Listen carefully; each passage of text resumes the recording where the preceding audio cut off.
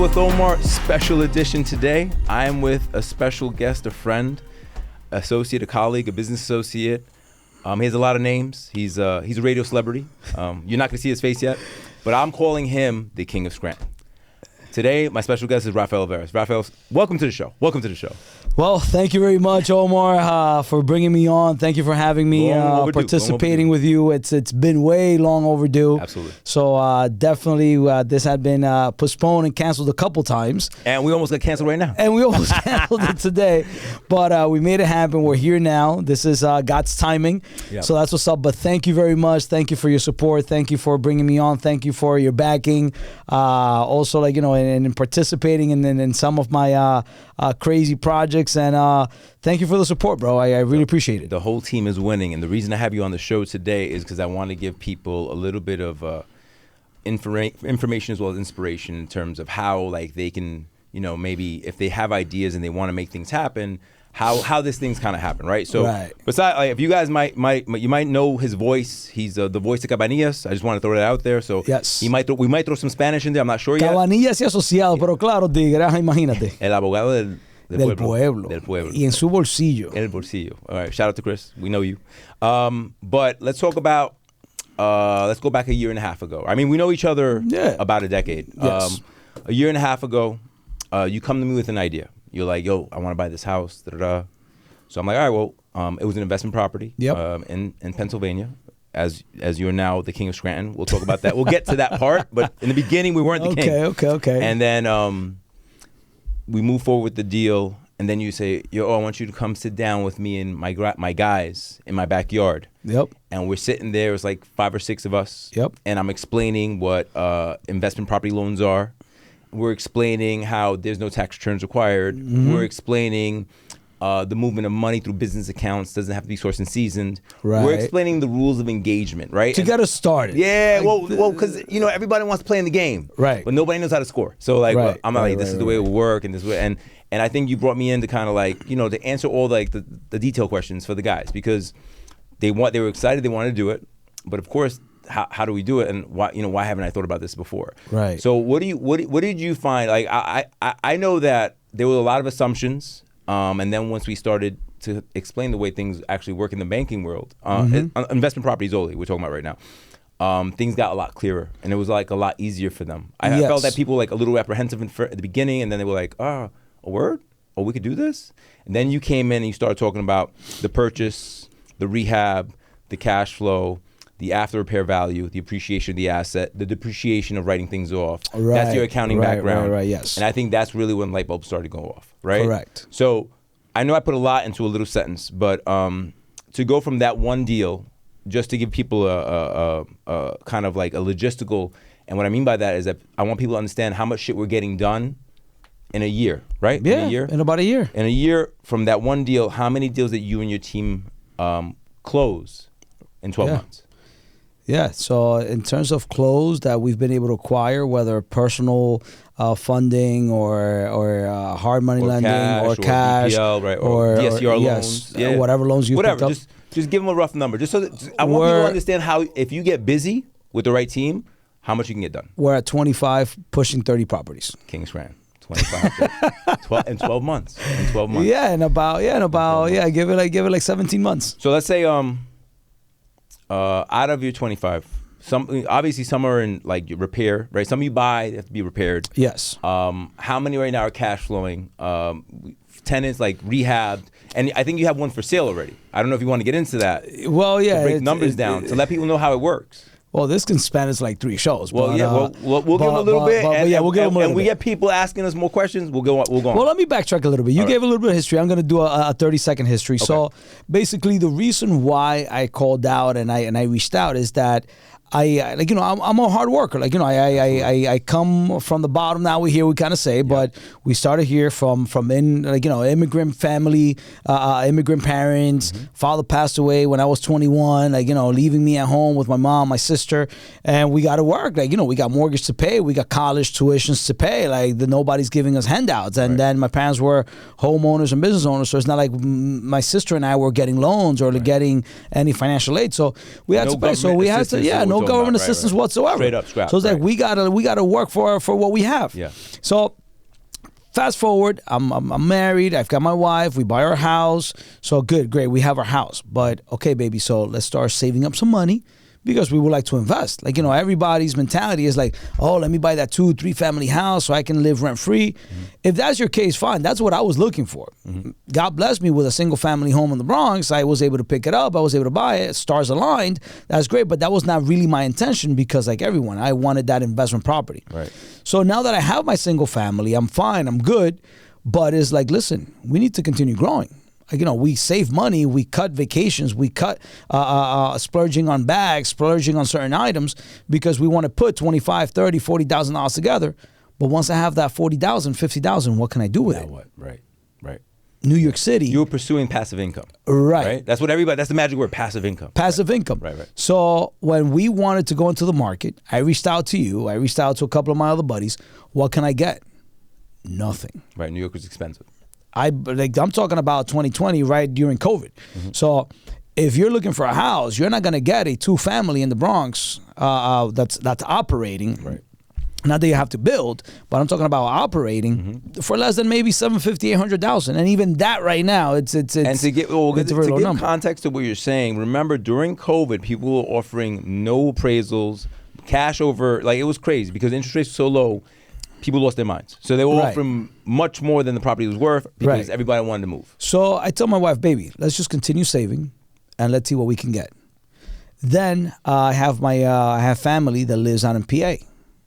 Like many of us have Latinos families that's living out there. They love Pennsylvania for some reason. Dude, Pennsylvania. Half of my Puerto Rico family is in Pennsylvania. Yeah, the thing is that they're running for the hills. Right, so rent, I've got properties that I've got a 3-4 unit home, basically. I mean, for a bedroom home, 1.5 bathroom, renting for $1,600-1,700. Right. Here in the Bronx, you're lucky if you get a 1-bedroom, 2-bedroom for under $2,000. Like in Williamsburg, a 1-bedroom will cost you $5,000. $5,000. I got a buddy that has a 3-bedroom and he's renting it for $75,000.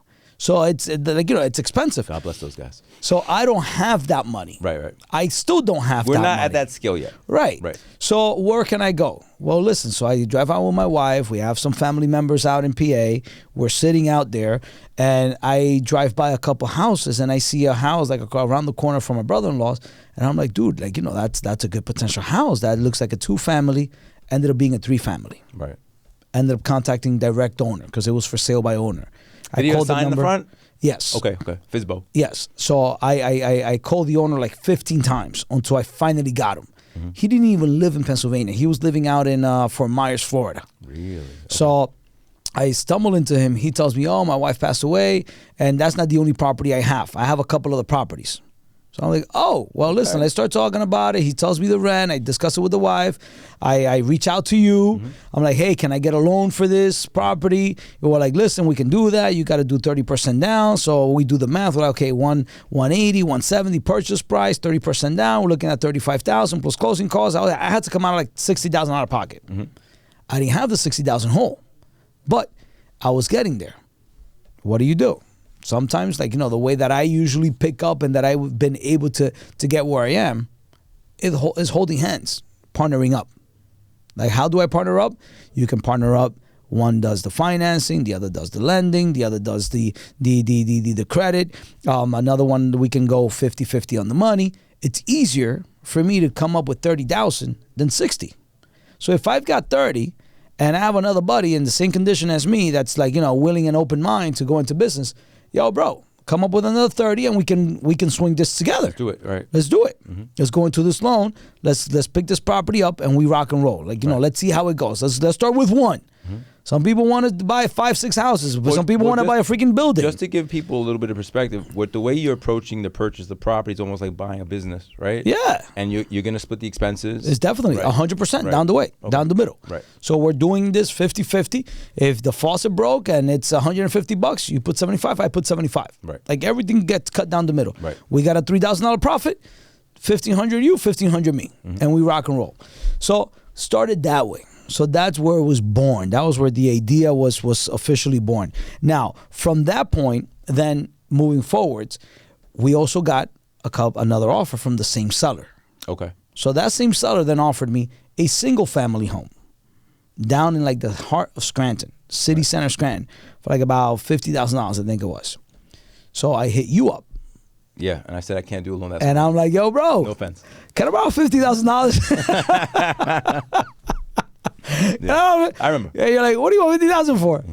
The same guy that's selling me the other house that we already signed contract on, he's selling me another one. So we're like, you're like, dude, I don't have that money, but knock a couple doors. Maybe I can do you a loan, and maybe we can do a fix and flip kind of loan.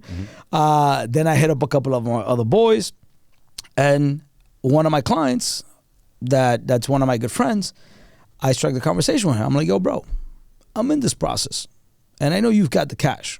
You have your business, and I know that you can move this amount of money. I need about $50,000. He's like, what for? I'm like, to buy a property. I'm very blunt. I'm an accountant. I work for Cabanillas. Like I'm very upfront about what I do. Everything. Yeah, I'm not going to be hiding, sugarcoating things. I'm coming straight at you. So, all right. So, how much? Well, I need $50,000 because I'm going to buy the house, and then I can swing the closing costs for like about $6,000-$7,000. So I got it. He's like, but what are you going to do with the house? I'm like, well, then I'm going to fix it. He's like, how are you going to fix it? I'm like, well, there's a buddy I know, that's Omar, that said that I could probably refinance the house, get some cash out, put it back in, because the house I'm getting it for $50,000, but it's really worth maybe like around $80,000. The guy is in Florida. He doesn't know what he's selling.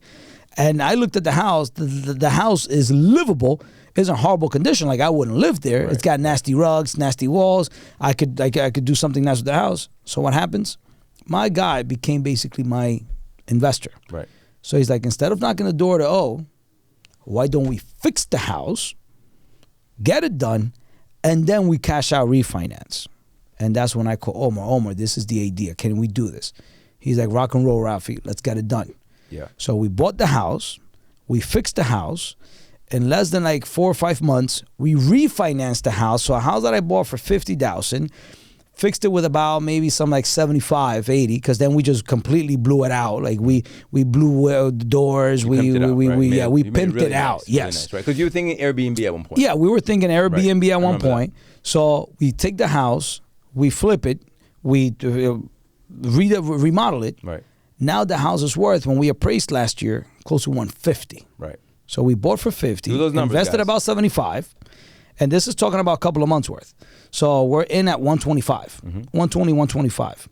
We appraise, and because we're doing commercial lending, it appraised like around $150, $160 back in September 2022. Right. We cashed out just enough, right under $100,000. We cashed down 98. So it was 75% LTV, right? Yeah, 98. Right. So we put down 98,000. Property is up for sale right now. $191,000. You can look it up. 333 Railroad Ave, Scranton, Pennsylvania. 191. Look at that. And we've got it for sale right now in less than a year. That's beautiful. So that we are selling because the objective, as we went through, and because we've grown exponentially so quickly, it changed our scope. And what was the scope? Is wait a second. Now that we learned quickly, because we learned very quickly, hence how we've been able to grow so fast. By learning so quickly, gave us the benefit as wait, listen, I can now come in with cash that I have from savings, money that I'm still saving up, partnering up with more people that are willing to do the same thing, willing to take the same risks as you, and these are very low risks. And then what do? I leveraged the bank. So I'm with you right now. Right. I'm leveraging you. Yeah. Because how do I leverage you? Well, listen, on the deals that I need the bank, I'll bring the bank.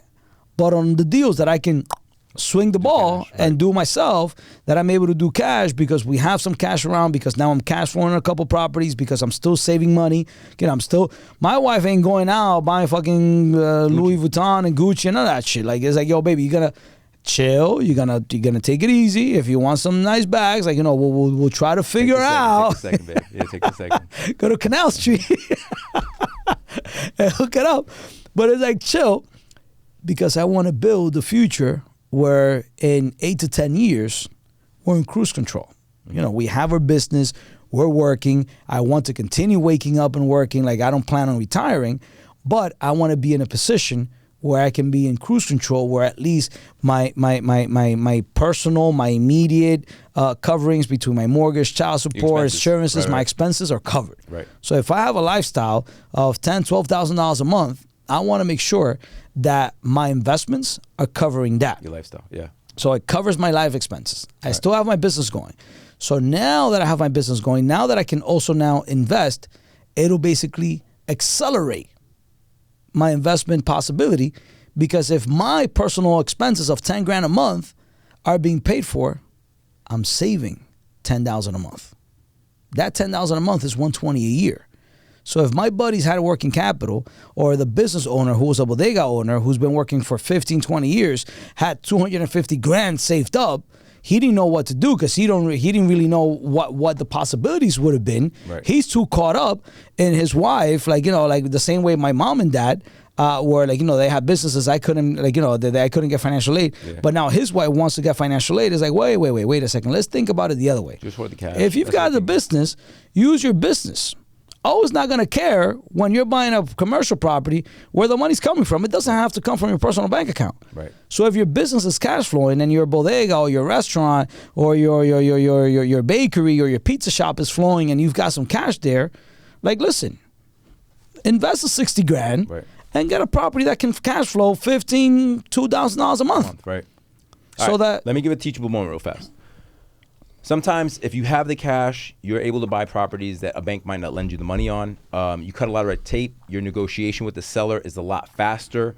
Certain things on title, banks won't accept. With a cash deal, you can circumvent little things. So some of the things I'm talking about are a little more advanced. But to give you a reason, like if I have a couple of dollars and I want to buy something cash, I can buy it, fix it, make it adequate so that it passes inspection. Right. Then you pull money out, which when you pull money out with me as the lender, it's not a taxable event. You didn't make money. You're borrowing money. You take your borrowed money and then you do it again somewhere else. So right. Just I want to explain what leverage is, what it means to people, so they understand. Like you're like, oh, what do you mean leverage?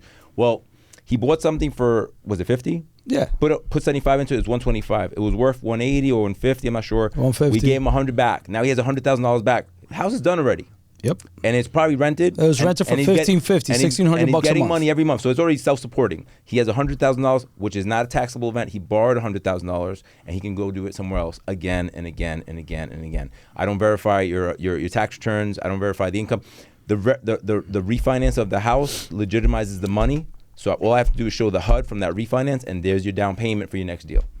So I just want to explain it to people because people are like, oh, but it sounds so easy, but it's not. But it is if you know what you're doing. It is if you know what you're doing, and if you've got somebody that's like coaching you and telling you how to do it. Right. That's what I'm doing with most of my partners or investors or clients that I'm helping and that I'm bringing syndication basically. Yeah, and that I'm bringing in and it's with the goal and the vision of like, listen, if we can get this money to work, like let's put this money to work.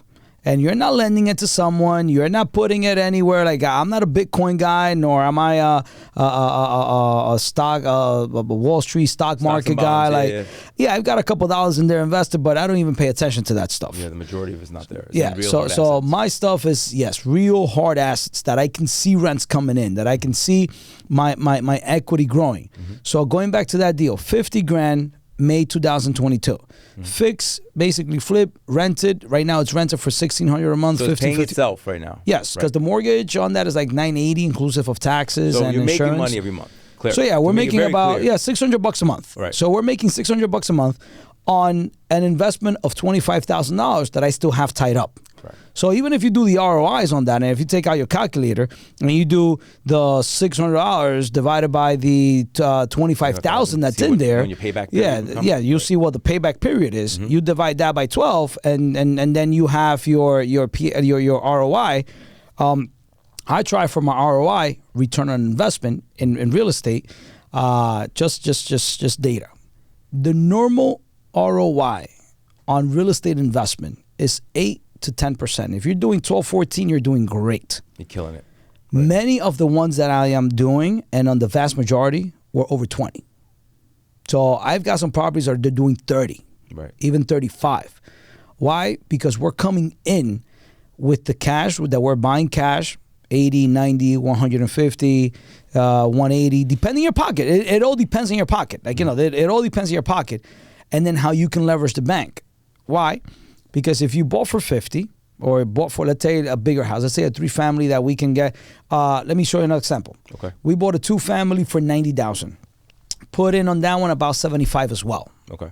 So came in at like 165, the out of pocket. We bought it in October of 2022 for 90 grand.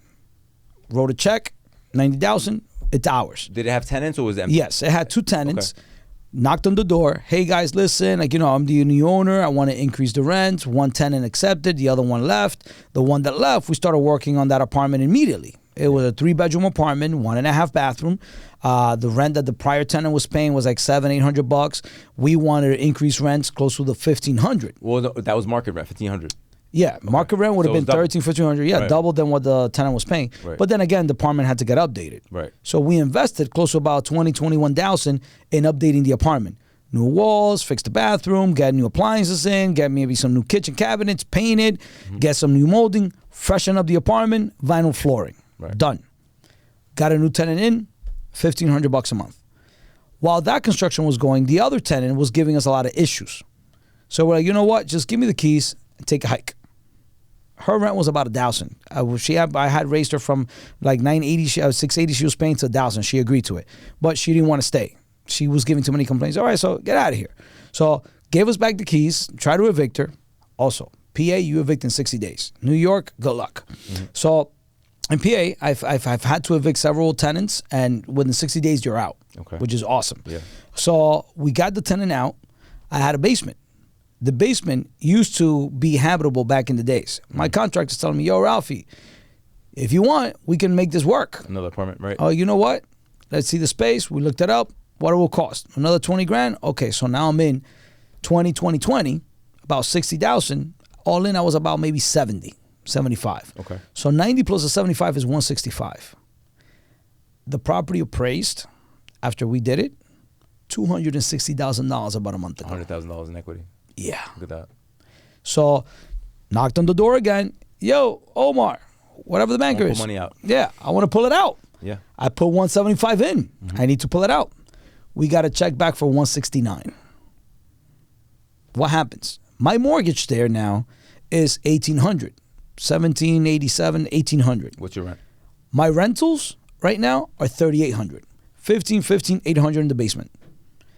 So that property, in essence, is giving me 100% ROI. Why? Because if I invested 175 And I have it back already. and I cashed out because Omar gave me a check for 169 right off the bat, the rents that are coming in is kind of like free money. Absolutely. And that's Not only that, but I also kept $90,000, $70,000 of equity in the house. Well, that's the greatest example of, like you said, leveraging, right? You have And that's when I leveraged you. Right, exactly. So I took your money to pay me back my money. Correct. To keep working. To keep working. Right.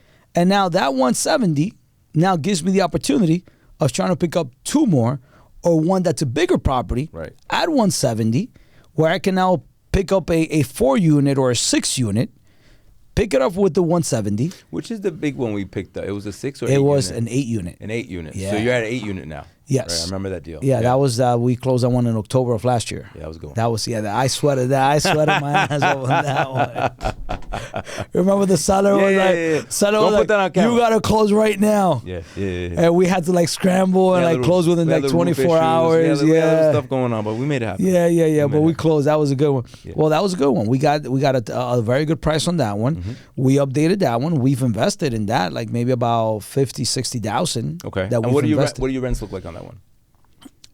Off the top of my head right now is 8 units. We're doing about 8,000. You were able, but it wasn't like that when you bought it. No, the rent roll when we picked it up was like 3,900. Right. We doubled it. Right. So we got a couple tenants out.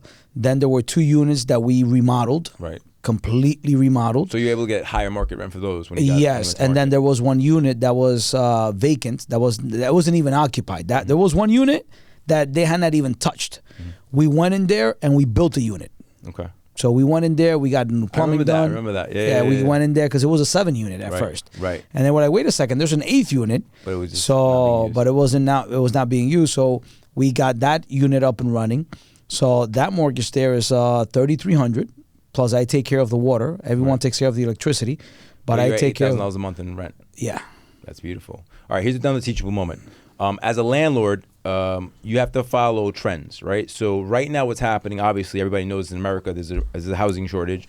A lot of people are leaving Baltimore, Maryland and going to Pennsylvania because they're just, and people work in Baltimore. New York, there's a bunch of people leaving New York. Right, they can't afford it anymore. So they're looking for different areas. So Ralph has been very lucky where he's found an area that nobody knows about yet, or they'll hear about it from us, but whatever. Yeah. Well, you're already in there. You're the king. So the way I'm the king of Massachusetts. You're the king's friend. And people need places to live, good places to live, right? Yes. Like obviously there's shitholes everywhere, but if you build a good market, like I'll give you an example.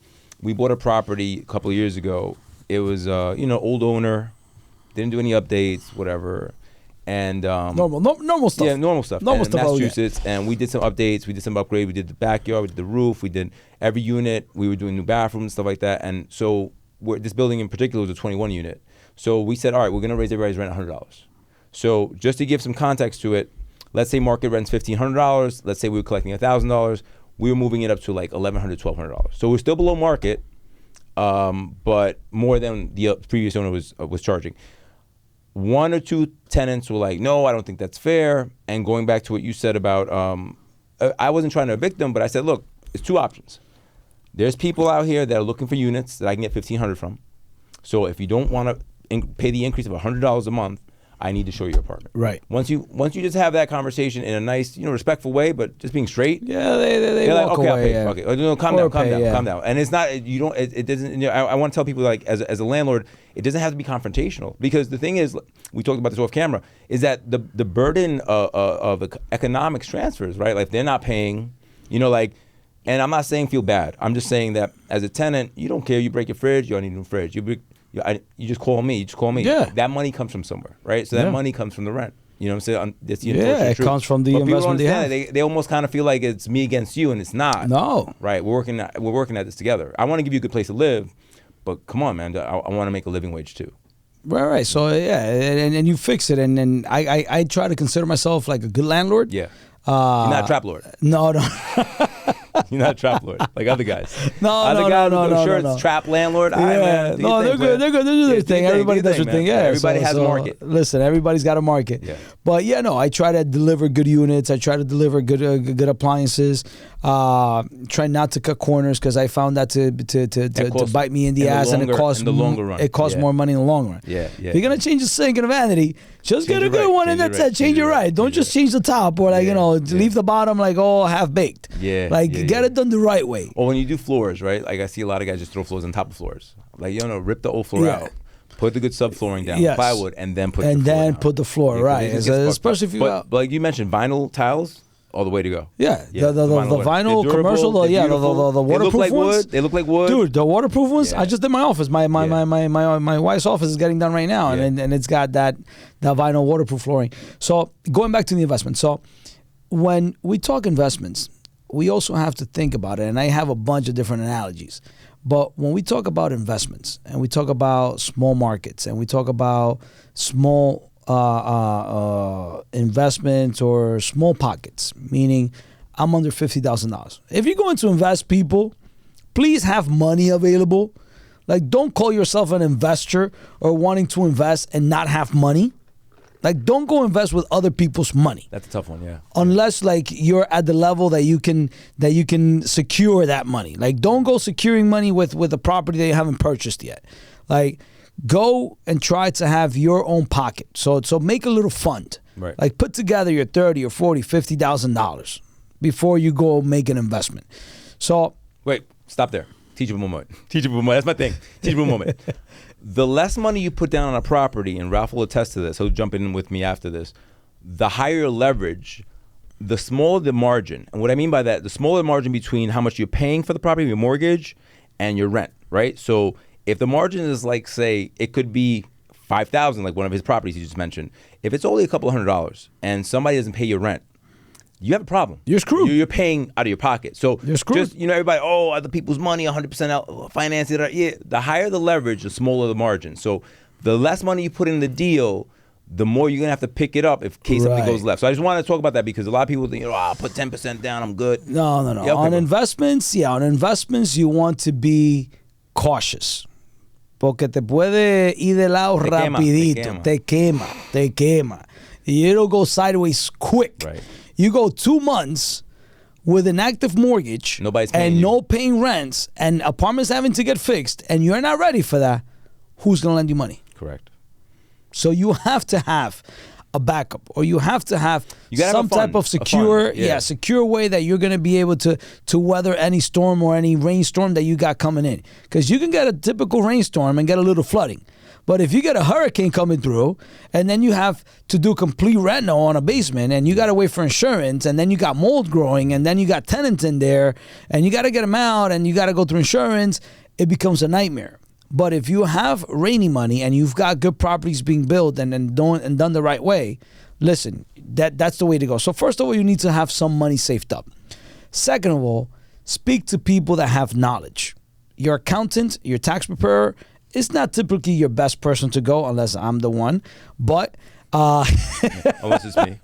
Unless it's me. Shameless plug. But you need to be cautious of where and what you invest in. Just don't go in blindfold. Like, make sure that somebody's there to hold your hand, at least on the first or second go around. Right. So 1, you need money.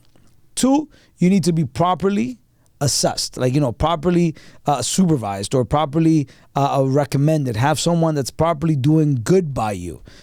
Banker that you trust, accountant that you trust, attorneys, sometimes real estate agents. Remember, they get paid in commission. I love my real estate guys. I usually buy stuff unlisted. That's another conversation, but I don't buy anything that's listed, and it's got its reasons. So moving forwards with that, once you have your money, you now need to identify, what can I get? What do I want? Based on how much you have, also what's is your going to determine. What's your tolerance also? What can you? How far can you take it? Right. Do you have the gut to be able to do it? Mm-hmm. Are you a good person that can, knows a little bit about construction? Mm-hmm. There's a bunch of contractors, that can do this. But why don't contractors own 50 properties? Right. Why don't they? Right. Because they might not be able to handle or have the ability to purchase properties or have the right guidance. Right. But they're great at building you a home.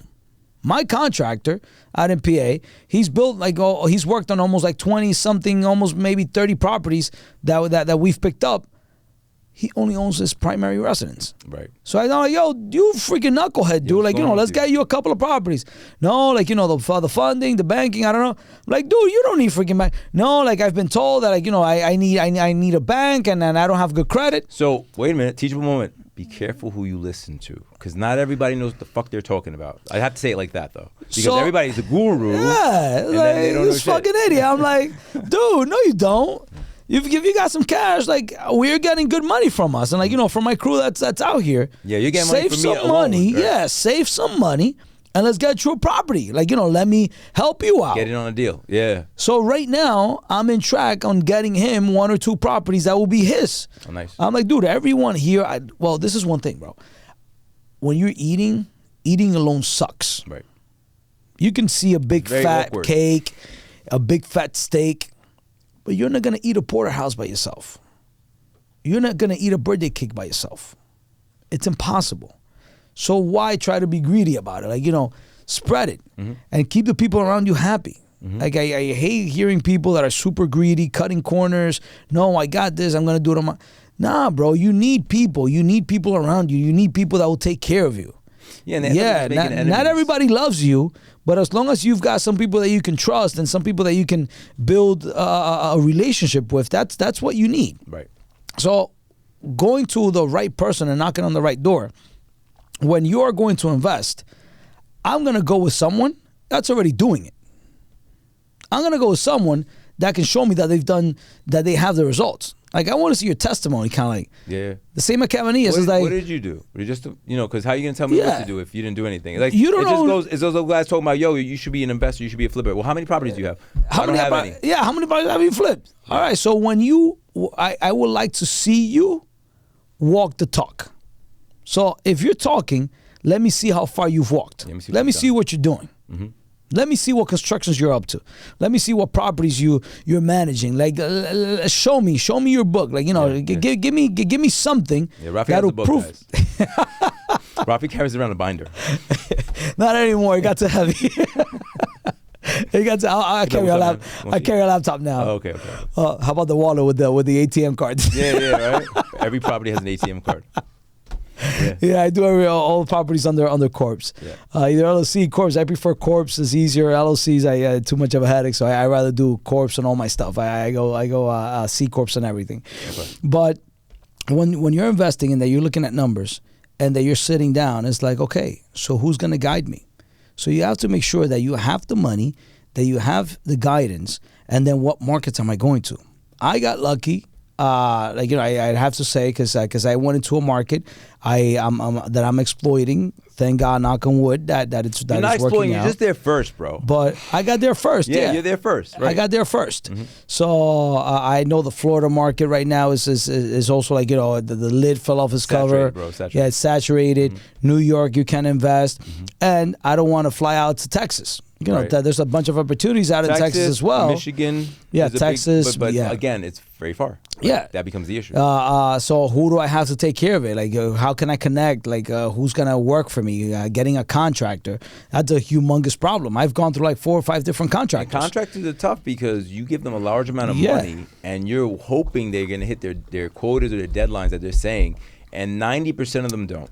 99% of them don't. Right. 99% of them don't hit either the quota on the budget day, right? or the quota on the work that's being accomplished in the time frame that it was. Mm-hmm. But once again, learned it the hard way. Mm-hmm. I learned it the rough way. I didn't meet my deadlines. I didn't meet the construction expectations. Blew budgets. I blew budgets like way beyond.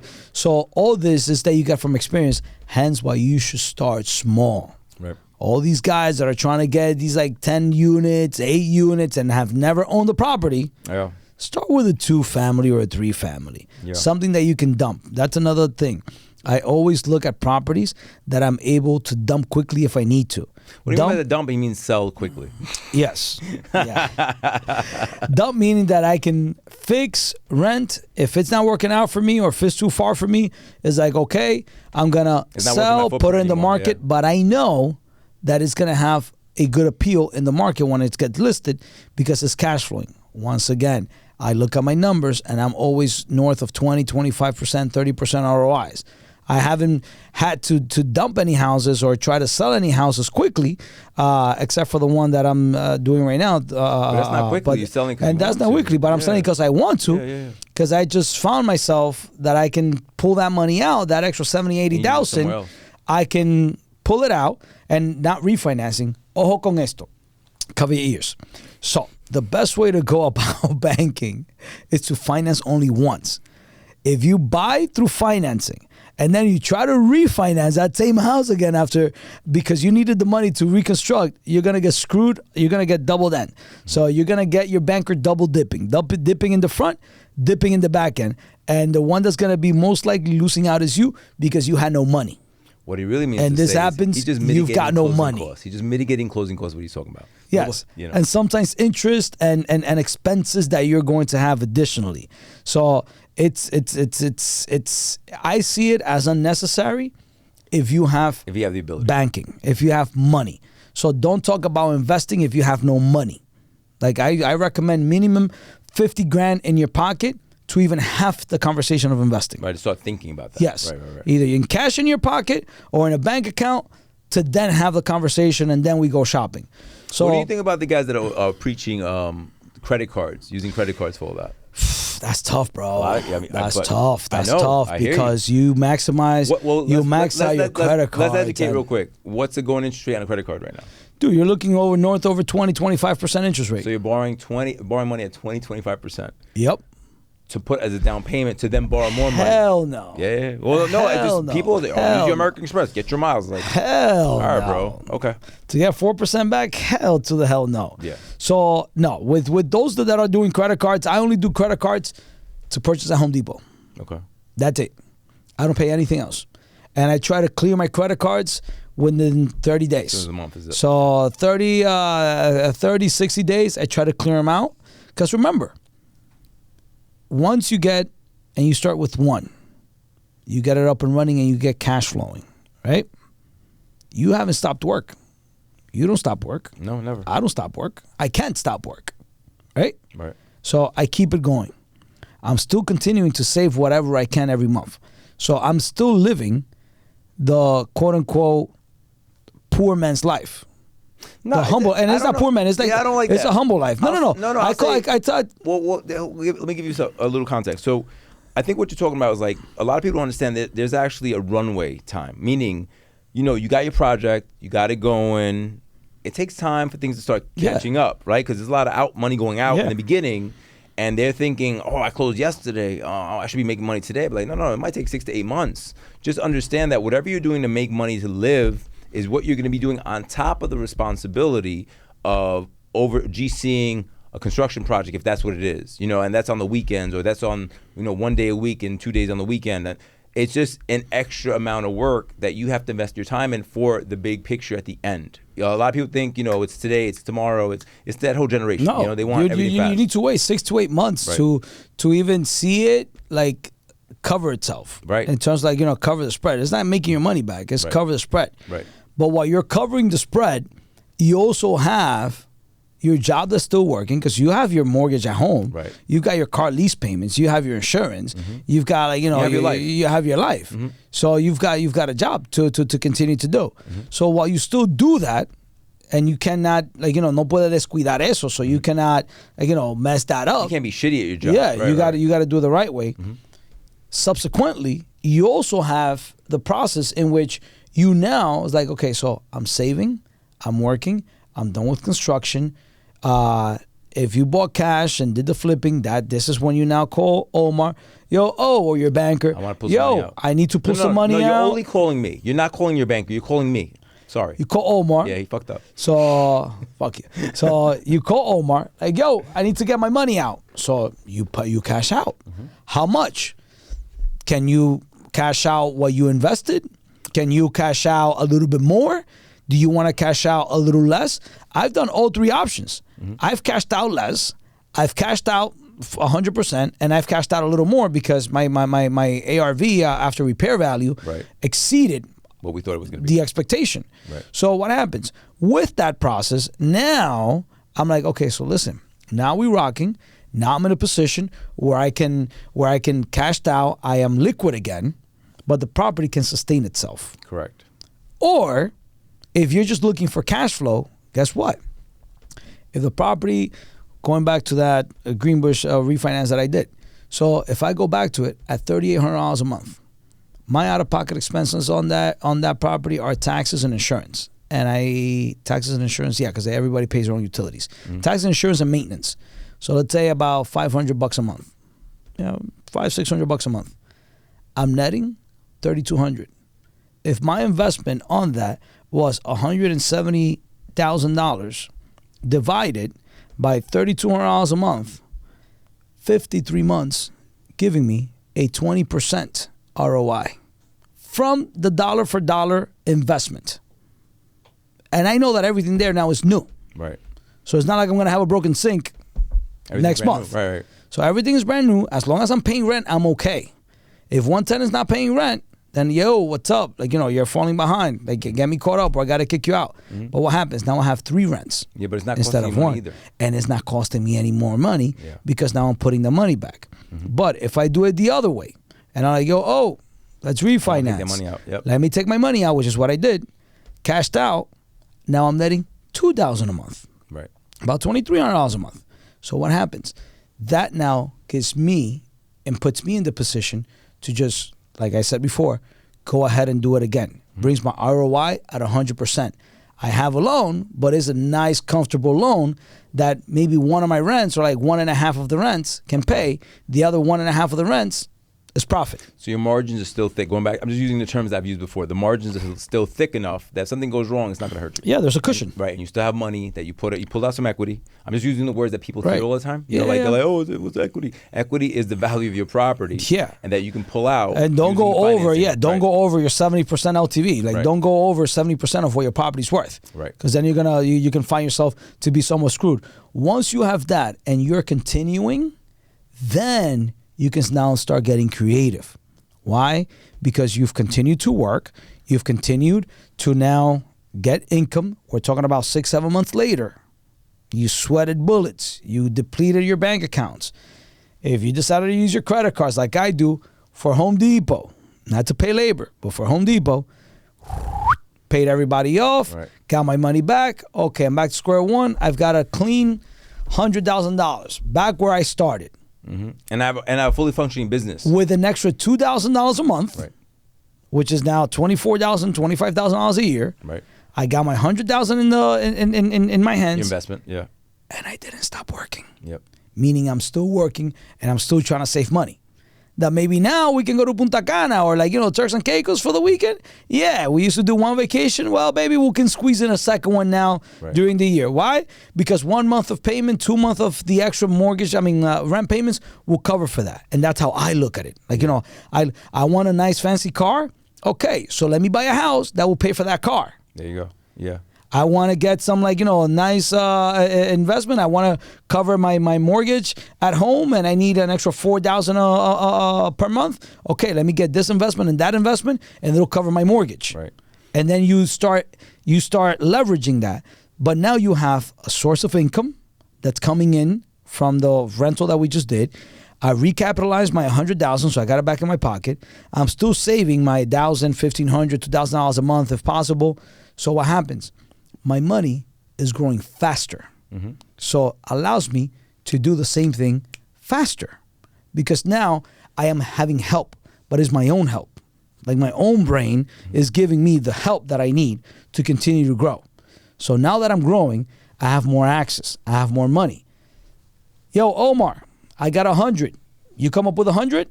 Yeah, Ralphie, give me 2 months and I'll put it together. All right, let's go shopping. Mm-hmm. Once we have that money available, what happened? If I'm saving the $2,000 a month that the rent is giving me, and I'm still saving my $2,000 a month with my wife, in the next 2 months, I'm not going to have 100. I'm going to have 108 ready. We buy a house, continue to pay. Yo, baby, we got to we got to fix the house. It's going to be another 18,000 to get it fixed. Okay, not a problem. Well, we got 8. Yo, Omar. Where's your 8? Yeah, get 8. And remember, I don't need to come up with the 18 by myself every month anymore. That's passing, you're getting another 4,000. So it's compounding. Right? So it's compounding. So I think if people can kind of visualize what they should have a target of what they want to make per month, and maybe reverse engineer what it would take to get there. Yeah, that's an idea. One of my guys, that's what he's doing. Okay.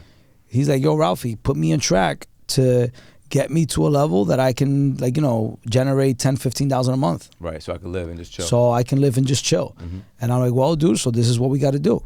Tú eres dueño de bodega. Tú te querías vivir para Santo Domingo. Tú tienes tu propiedad allá, pero no quieres dejar todo abandonado aquí because you still have a house in Connecticut here that you got to pay mortgage and you got young children. Mm-hmm. Bro, perfect. Let's start with one. Then we got a second one. And give yourself, a 3-4 year plan. It doesn't have to be overnight.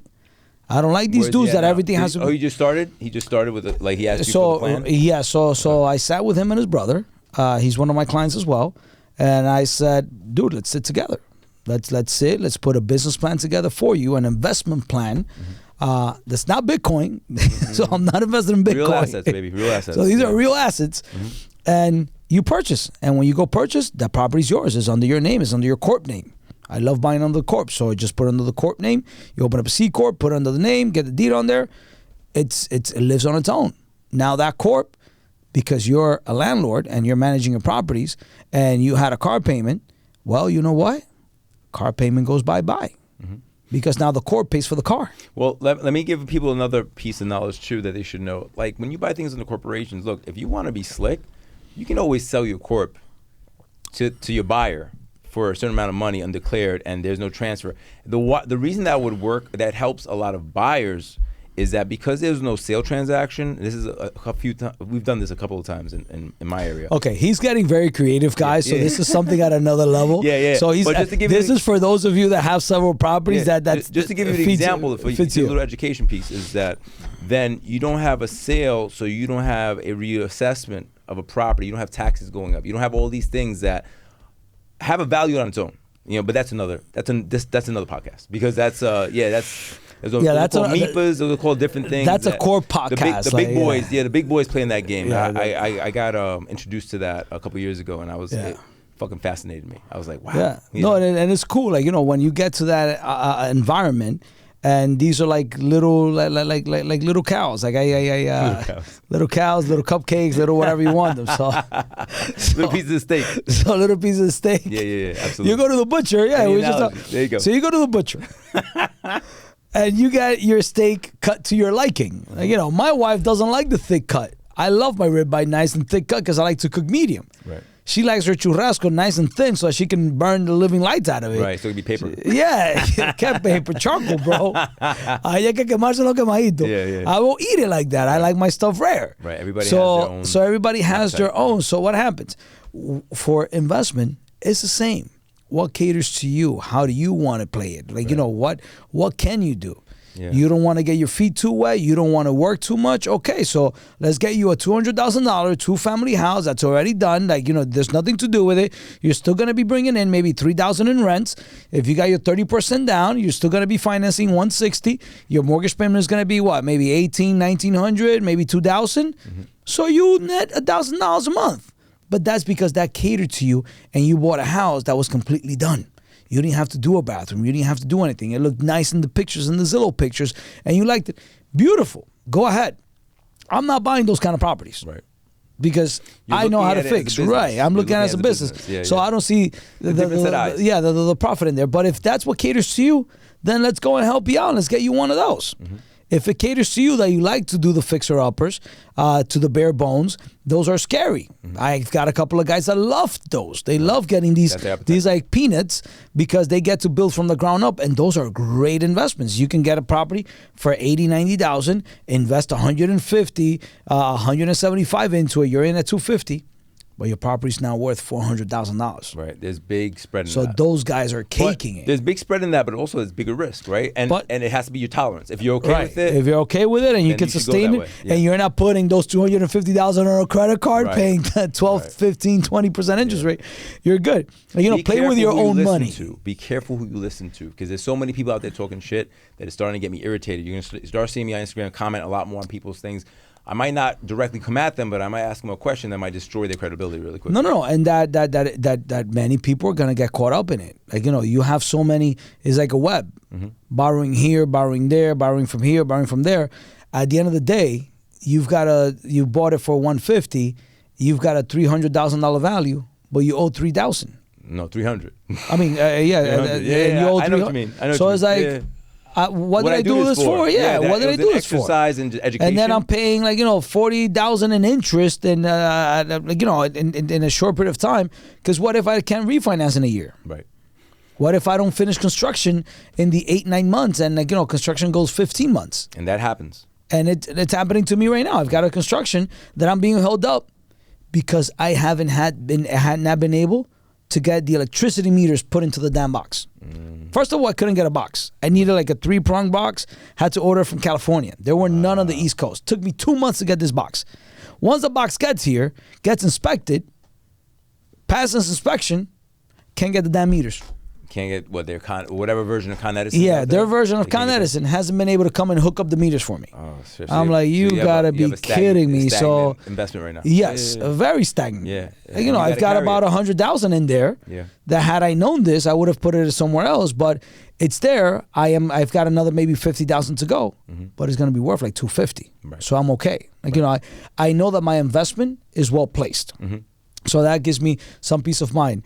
If any of you guys are interested, we can have individual. Like, I like to do the individual conversations and consults, because doing that in groups is tough. Yeah. There's too many open, and then individuality in this. I got something for you.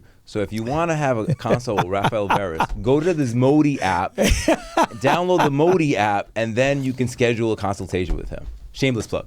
That is hilarious. It's hilarious. Modi app. Modi app. Modi. Money on time instantly. Got you. Go that. Yeah. Go on there. I'm on there. He got me on there. That's right. You're not going to find me much on social. Yeah, that's the only place you can get you. Modi. Yeah, I'm very lucky. Modi is the only place. That's it. By reference. That's it. You got to call. You got to go through the men right here. You got to call me. I call the guy. You're not going to find me anywhere. So a hidden gem. Hidden gem. I mean, listen, we got you on the show. Thanks for being on the show. Well, yes, bro. Yes. Thank Modi, you, brother. Hit him up for consults. He is always serving the community. He has an office in the Bronx. He's in Queens. He's everywhere, this kid. Yes. So he won't be hard to track down. But and I'm a Cabanillas y Asociado. So if you need me, you got me there. El abogado en su bolsillo. 24/7. Instagram us. We got you covered. You'll see. You'll hear me on Omega Saturdays and Sundays. So I'm now there live. Now you have a beautiful face to the beat. You know what I mean? So Omar, thank you very so much for having me here. Guys, I know that I'll definitely be back with some more insights. We're going to talk, as we grow, we'll do bigger shows to talk about bigger numbers, because some people want the starter, and then other people want to talk about, well, I'm already past the starter. I want to kind of get to the next level. How do I do that? How do I do that? Yeah, so like how do I get to play ball with you guys? Not to sound arrogant, but it's like, how can I play ball with you guys? Like, how can I get to the $1 million? This was a great episode to be like, yo, this is how it starts. This is how it starts in the backyard, in the conversation. I have $30,000 or $50,000, and how can I get it started? I just have this burning desire to make it happen. How do I make it happen? And then having the right people around you, listening to the right people, and then execute. Yep, getting educated, people. Get educated. Hit us up. We'll educate you. Education is the key to success. Absolutely. And patience. You got to be patient. Education, execution. Until the next one, guys. Thank you.